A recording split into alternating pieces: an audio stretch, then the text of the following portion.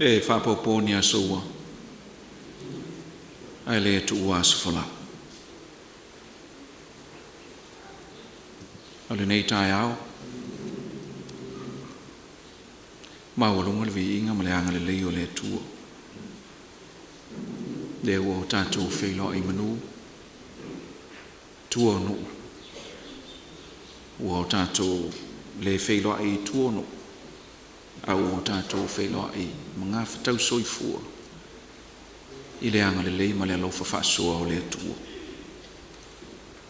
Bea lo mātou leo whātau wa ai Faigālotu atu I lau whionga I le taitai o le Mālo. Lau whionga I le tamaitai Palemia. Lau whionga I le Aukuso Fiame Naomi Mataafa. Faigālotu atu I lau whionga I le misala malango. Lau whatalenga manu le leo palitasala. Faigālotu atu I le awhio o whaurulunga o Matāgaluega. O lo I lalo le teiteinga a le whionga I le tamaitai Palemia. Faigālotu atu fo'i le visenga o li me tamaitai o fisa sido langolango. Ia mai se foi o le mawe sese. O le pa I o le au Faigāloega al Mālo o mwhai o tātou Faigālotu I lenei tai au fou. Pa Mālo atu le soifuongo mo le langi matafi. O le o tātou au lia fia.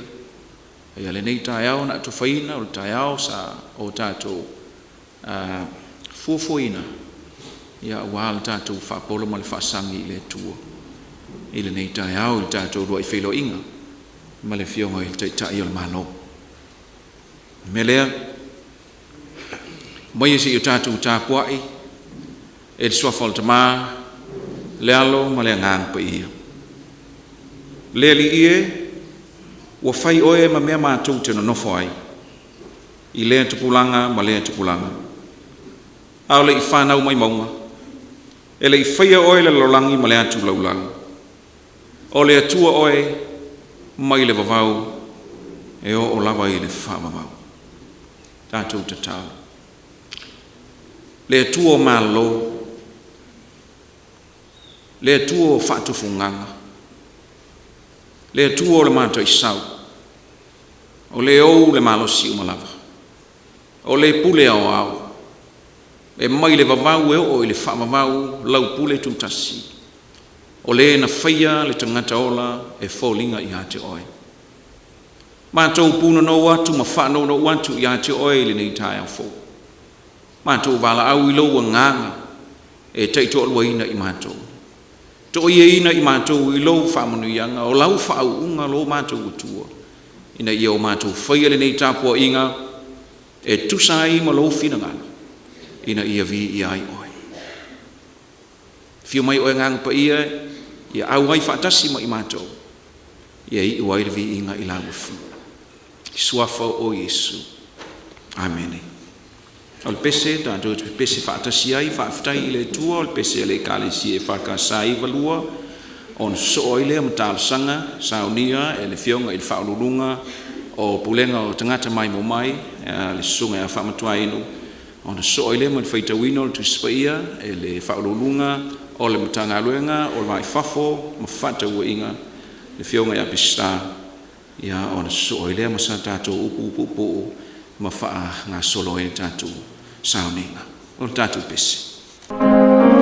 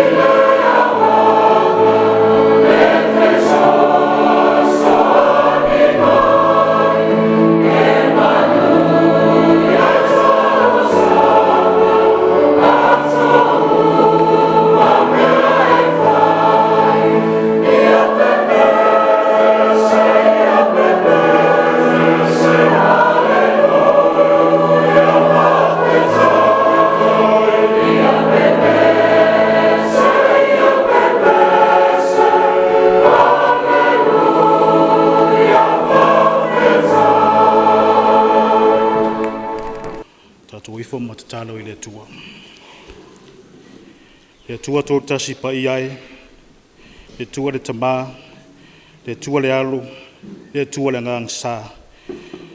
Le tua whātuputupu te le ina le malosi, ma whātua ina le vai ma le mautonu. O tangata whātua. O lawa fio lava, o le pule au, ma le tupu o le fōfuanga uma. Ma tō te whāwhitaia lo walofa, ma le wha maoni. Wa mātou au ria, ni rua I vai aso Aukuso, le mātou sāvalinga, au le fōlanga fōua sio mātou wātunu. O loo manuia Samoa. I ona taitai whāle Mālo, whāle kāresia, whāpefo I pūlenga mamalu ali I mawhai pule o le atunu nei. O loo maua pēa, le soifua lau leo nao mātou mātua, matina mātutua. O loo tapua ia lo mātou waru whaiva, I whi au mga aluenga, I le aso ma le aso. I o lafo ena mātou whanawiti, o loo manuia mea uma, I lo walofa ma lo wanga lenei. Whaftai mo mea alofa I tele, I le tino le mawhau ma le anganga. Le oa ma le tamau ainga, wa e tuna mai o mātou lima, ngaru e nai, māti na e ainga, no e kāresia ma sio mātou wātunu. Whaftai fo I mo tā leni, anga waa, wa e whaaso atu, wa e whaaso mai, au ware manu I tele, o lo wātunu e tautu ai, o lo fia maua e soani. Whaafitai mo Afioga paia, e whaipea lea masuru I o mātou vai, mamalama I o mātou wala, o upore ola, e taitai, I tamā, I aso uma, wa tutulo ina, pia lo mātou ola wha lea nganga. Whaafitai mo lea nganga paia, lo mātou soani siri. Tuna mai le mauti noa, ma le mawhanawhana I tangata uma, ma le whemomo wa I o manatu malangona o la whanau, e pui ma la vea I mātou I aso uma, ma taimi uma o le mātou ola. Ai siri pelo mātou whawhitai. I tongi ola na saunia Jesu Keriso lo mātou wali ma le mātou whaola. E ala ilo na maliu lunga le sātauro. Ma toi tū mai, ma le manu Mālo, ma le oti ma le tunga mau, lea ua mātou sau whangatuai, I le ola I le whaavavau.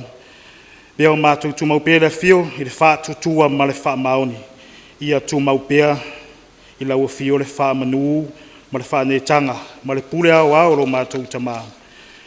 Lea tua mi o tōnue, ua mātou lane, ua mātou I loa le tele na wao lo walofa mo I mātou. Ai ua le tusa lea ma le mātou tari atu, e ala ia mātou whātinoonga ma whāmatalanga. Mātou te tautino pēa o I mātou lava o di tangata anga sala ma le tōnu I lausi la whanga pa ia. E whātungtumi lava lo whātino mau tiuti, ua e te tofia ia mātou, a mātou whāmatalanga fo I ma whātinonga, wa afia I maniso mātou uso a tangata o lo tau mawhai. Atu fo I mola ua fia o male Mālo e whaavavau. I langona pēlo mātou whaamaurulunga I o mātou langona mamanatu. I tau mia I le tele o anganga o lo fia maua e whamunianga e tele. Mātou te talo pēlo mātou tamā. Ia e lo whangia. O mātou vaivainga. Whaamangalo meso mātou nau ta inga I tusa malo whinangaro pa ia I mātou. Ia o ngā pia le tōtu tā ua le I whaore Jesu Keriso, e whaama ma ngalo mātou se. Lea tua tali mana oe, mātou te tali tonu, wa na o lau fio mātou te maua I manuia, mātou mana o ngā uma. Wa o lau fio, o ia manuia e tele, o le nei o langa. Whaamanuia mai so mātou wātunu pele. Whaamanuia I taitai o le mātou wātunu, ma le whainga Mālo wa tulai mai, e taitai o wātunu. Maua le toa fia mānie, ma le papale au suinga malie I sao whainga lau tau taitainga. Whamanue fuanga uma ma ia maua lava awa lava ni I tūla fo eina le taitainga nei ia maua pēr Samoa mo na tangata anu uma whamonianga tele o la ufio. Maua le soifua Mālo ruina lenei ma ia tului le Mālo se whaatino tiuti a tō whinga wa e tatofi ai la tō. So ani lo wanganga ina ia maua e tangata anu umo Samoa le file mu e anga I pēr I luma yasu sauma. So wa ina pēr le vasa I le taimi nei. Whamanue taitai o e kāresia Kerisian uma I Samoa ma le no talo na tangata whātutua. Te tātou pito la au tāua awale manui o se o tātou wātunu. Whamanue taitai o nuu ma la whanga. Le pulenga malua li ma whaipule e meise tupu mai o le tātou wātunu. Le whaiva pulenga le lei ma le taupati whainganu le lei. E manui ai whainganu o le tunu atoa. Whamanuia tāpua inga nei tātu tina mata mā tutua. I le whaiva tāpua nofo tatalo. Moni manuia o le nei atu nuu matamu whainga ana tama whanau. I le pōre whala mauli le mule la. Ina ia manuia whanau o Samoa. Whamanuia o mātou whanau. I lo lātou tupu wae. Ma le sao le laulangi ui ai nei. Pui malavea ia i lātou. O tue fo i atu ia onga mangalu e meise le telo le wha mai pipisi. Pa te konolosi o na pōnei. Pa tō singa no fia i o lātou tamu whainga. Pa manuira soi fuanga lua lo watu nu nei. I le ati nae mana ati ae. Le vau ma le ngātai whali. O le poto salalau. Ngā luenga wha atino ngā luenga wha ofisa. Ma so se ngā luenga ma ati nae. Au wale manuia lau tele o a inga ma whanau. Ie wha manuia i o mātou tamu whainga. Au wale manuia o sio mātou watu nu o Samoa. I lo whangia i mātou nei wha mai pisi lo a while lalo langi uma. Pui mai. Wha tau mao sio mātou watu nu. I lo walofa ma lo wanga lelei. A lo whangia nisi lo whengai ma mai o tino. O lau o fio lava le fo mai siri. Ia toi wha amalo sia. A wafe au maluenga ua e titofi. I le soifua ma le ola o lo watu nu. Wha mai se lo wanganga. Pa ia e. A ingo whanu noa ma le marau pa i nisi foi. O lang tali langi le folau nga safa pena tamu whai malosi mo ni manuia o le nei atunu maua pea le fili te mu o lau o fio. Ia alu le mana o lau fiau fola le nei aso i whanga na ina fo i lau au na ina ia maua le fiau taua o le tala le lei ma nganga o na whanau whatutua o a Mātou Tatalo ia. Whatasi i matalo leo a le loto tangata lava ia. Mātou te tuina whatasi lau fio ina whaia pea lo fina ngalo. E leo mātou loto o le mātou talo lea latu le soafo Jesu Keriso lo mātou wali mo le mātou whaola. Amen.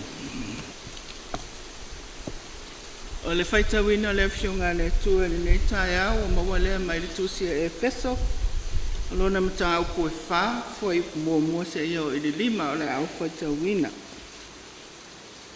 O le nei, o au o le uono no atia ona o le redi. O te ai o iatu ia te outou. Ia outou sa vavali. Ia tusa ma le vala au. O vala awina ai outou. Ma le loto mau lalo lava. Ma le anga malu. Ma le ono sai. Ia outou whaapale pale le tasi i le tasi. Ma le alofa. Ia tau mawhaia e outou ona ta ofi o le loto ngatasi. I la le anganga. I le noatanga o le file mu. E tasi le tino, tasi fo i le anganga.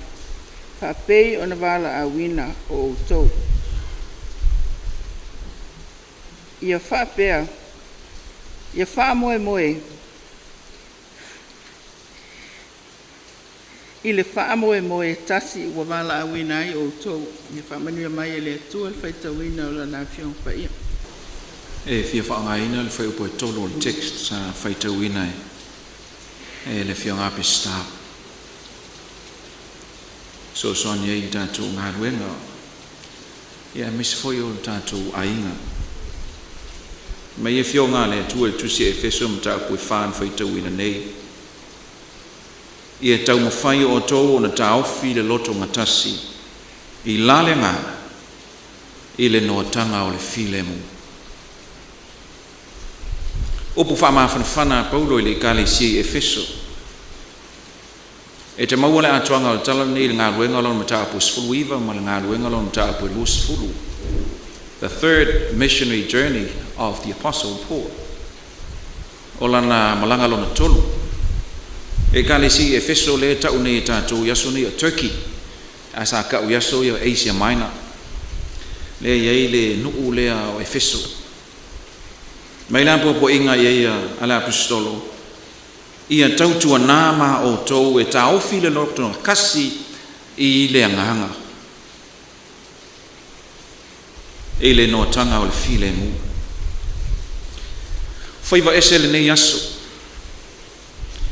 Whaiva ese fo i le nei tae au. E masani tātou le whai o tāpua inga whape nei tonua o Matāgaluega taitasi i masina taitasi. Ia ua ese fo i le nei tae au. O Aukuso le nei o le masina lona fitu o le tausanga. Masina lona bala.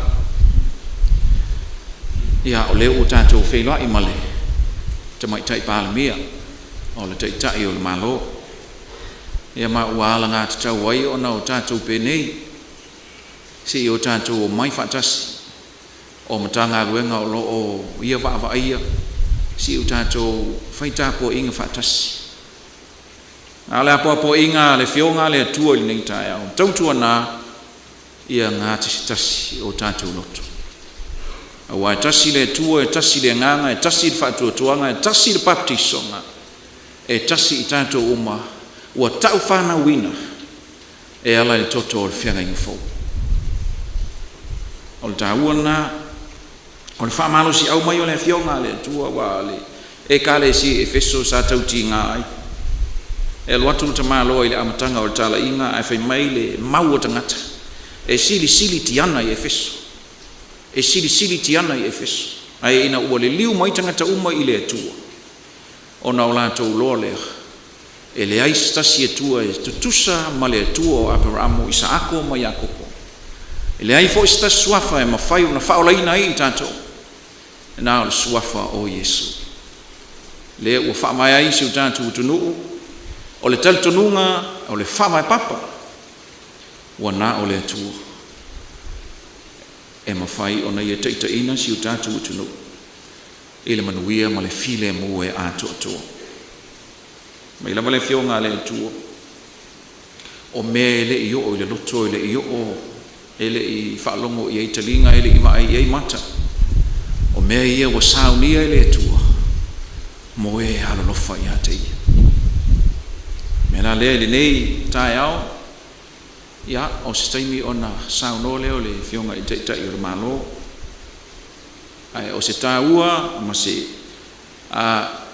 whamalo si au le fionga le tua o lo tātou Mālo tātou te mai malima le au aunanga wha public service tautua ina o tātou tai I le loto ngā tistas ato ai ma le file mu o le ono sai ma le whapale pale ai lau tua mea umalava I le lofa pe lava ona lofa mai o Yesu lalulangi na ia uina mai elo na tali I totas ina ia le whano lava stasi e whātua tua I ate ia a ia o tātou maua whatas le ola e whamabau Amen o le a o tātou whaiu sauniga I le tātou pese ona o tapale man whaalolo ia le komisina o le fiso komisio Matāgaluega le Mālo le fionga lawano whai uina le nei sauniga I Tatalo ona so oilea ma le saunoanga le tamaitai Palemia o le tātou pese